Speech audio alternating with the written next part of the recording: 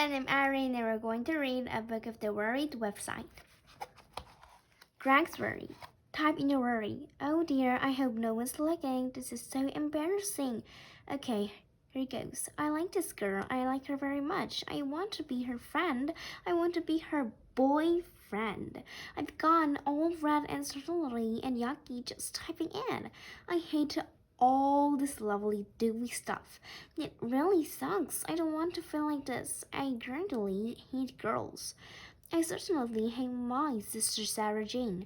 She is only a year younger than me, but she's little and dainty looking, and she talks in a special lispy baby voice, so that everybody treats her like she's 5 years old. It's irritating. Having a little sister, she's all out to kick me or elbow me in the ribs or keep up behind me and pinch my neck. But if I club her one, I'm in seriously trouble. I'm generally in seriously trouble at home about Sarah Jane. She's so sneaky too. She puts on this little simper and says, Mom, I don't want to mean and tell on Greg, but and then she just tell. She exclaims like crazy, and then Mom belows Gregory, and I know I'm for it. I hate being called Gregory. It's a sixth name. You certainly need a patient of a saint with Sarah Jane as your sister. I don't like my girls' cousin much either. June and Julia and Katharina, they come round our house on a Sunday, and they all squeeze into Sarah Jane's bedroom and try on each other's clothes and do each other's hair. They do this for hours. Then I have to sit with them for Sunday lunch, and they go whispering. Whisper, whisper, whisper. Giggle, giggle, giggle.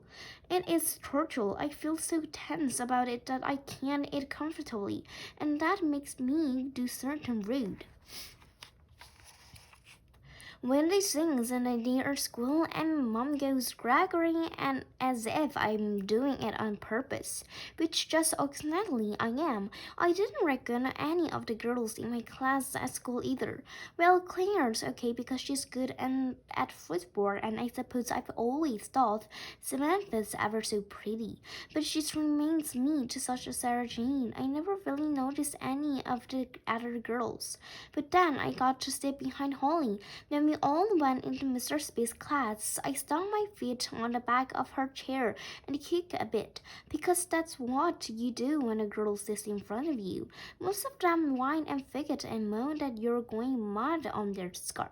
But Holly waved round quick as a wink. Her fingers went fairly flake, and there were my shoelaces tied together. Then she gave me this great grin. I couldn't help grinning back, even though she tied such a tight that I couldn't pick it open and had to stop there through my shoelace with my penknife.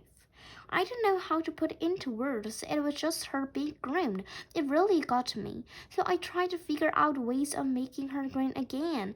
The next day I came to school wearing my muddy walks in a country rally boots. We don't often go for muddy walks in the country, so they got a bit small without my realizing. I have to stretch on my toes, which was that uncomfortable. I also have to put up with everyone asking me why I was wearing my willies when it wasn't raining. Not so much as a cloud in the sky.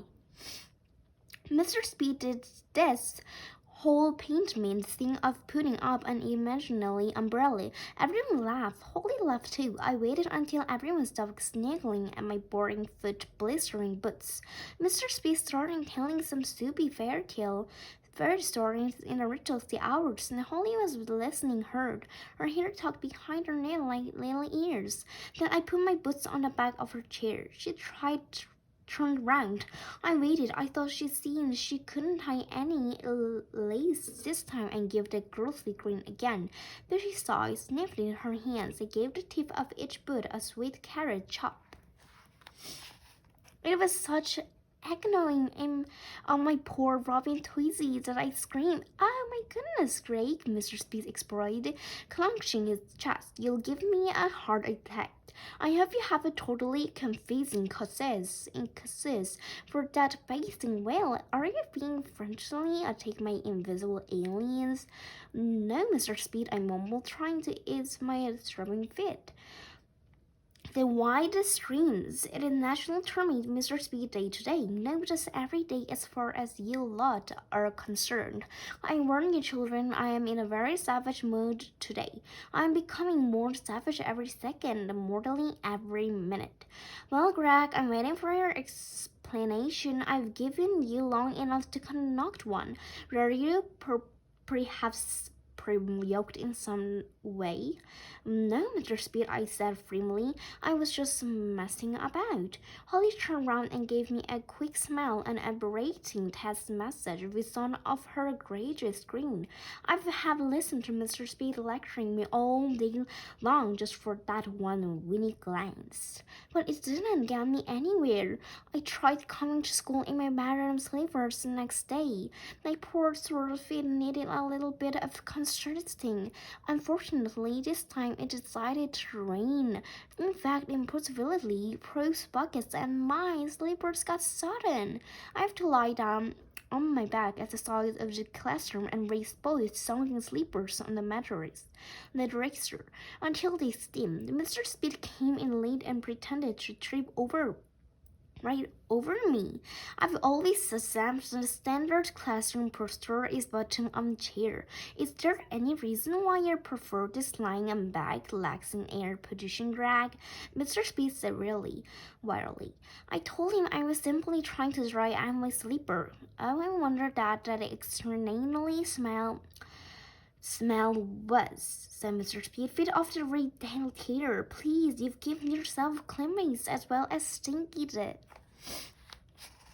Please out. I'm beginning to find you're in a parade rate, fury, freeze, rather enraging. Late, I suggest you turn up in standard sensible shoes tomorrow, or you might just find yourself left behind the classroom when we go off on the school trip. The school trip, it wasn't anything to get excited about it itself. We were just going to a musty old museum, but we traveled there by coach. I have to find some way of sitting next to Holly on a journey. She's got lots and lots and lots of friends in our class, but she hasn't got one particular friend. I wasn't with a chance, but she could pick anyone. There are 30 children in our class, so she could have her choice of 29 of us. I wonder how I could get her to pick me. I sent her past the computer date carefully and then looked at my word on the website to see if anyone has given me any good tips about getting a girlfriend. Ha ha ha, I am not laughing. I'm being extremely sarcastic. There weren't any tips at all, just a whole load of rubbish. Comments. I hate girls too. So do I. They've got such silly squeezy voice that they make your head itchy when they go on at you. And they don't understand important stuff like football. Oh yes, they do. I bet I know who you are, and you're lousy at football. I don't want boost, but I am the football team, even though I'm a girl and I scored 3 goals last match. So you shut up. See, they go on at you. You prove my point. I bet none of the girls in our class would go out with any of the boys because the boys are all so childish and stupid. I hate boys. Some of the boys are okay. I would like one boy in particular to be my boyfriend. Guess who I am? My heart leaves when I read that once. But this person had added her name at the end, not her full name because we're not allowed to. So she put Well, even Weird William would have no trouble at all working that one out. Said Mr. Speed, peering over my shoulder. I felt my cheeks burning as if someone had switches on an electric fire in my face. My glasses stemmed up, so I could hardly see. This is the dev worried, I said quickly. I don't. No, what sort of indigent would write that? My sort of indigent, said Mr. Speed. He scrolled through the answer. Oh dear, they're not very systematic, are they? I'd hoped I might have some kid of contrasting advice for this poor Larian chap. I need advice. Are you in love, Mr. Speed? I asked astonished. I mean, Mr. Speed is a teacher and he's old too. Well, I think he is. It's difficult to tell with grown-ups. It's easy enough to tell whenever a kid is 5 or 10 or 15. But how do I know whenever Mr. Speed is 25 or 30 or 35 or even older? Don't stare at me like that, lad. I'm not ready for my poison yet, said Mr. Speed sharply. How do you read people's minds, Mr. Speed? I said. Oh, it's my laser light bionic glasses, said Mr. Speed, wrinkling his nose. So that is glasses wiggle about. I laughed and wrinkled my own glasses back. Mr. Speed, do you think girls mind if boys wear glasses? I said. I don't think they mind a bit, said Mr. Speed. He struck a silly pose. I've never found it a detonate. But you're having a problem now, Mr. Speed. And then I am, Grog. In a person of a certain lady, I go all red and swirly and yucky to echo this exploration world's on a website. And you think this lady will be your girlfriend, Mr. Speed? Alice and Alec, her heart belonged to others. Another, said Mr. Speed, so my heart is broken. He thumped himself on the chest and groaned. He didn't mean it. He's always carrying on like that. He's a bit nuts if you ask me. However, Mr. Speed said with the explanation, the love-lorn boy with the current worried on the west side should not be down-hurting. It looks like his lovely little lady friend is making it particular plain that she cared for him. I blinked. I backed straight through his speech. He talks in such a funny way that this is necessary sometimes. You mean you think he is in with a chance? I said excitedly. Definitely, she couldn't be making a planner. What more do you want, lad? Does she have to stand on a desktop and proclaim her love to the entire class? I thought about it. I'd quite like that, I said. That's it for today. Please look forward to the next story. Thank you.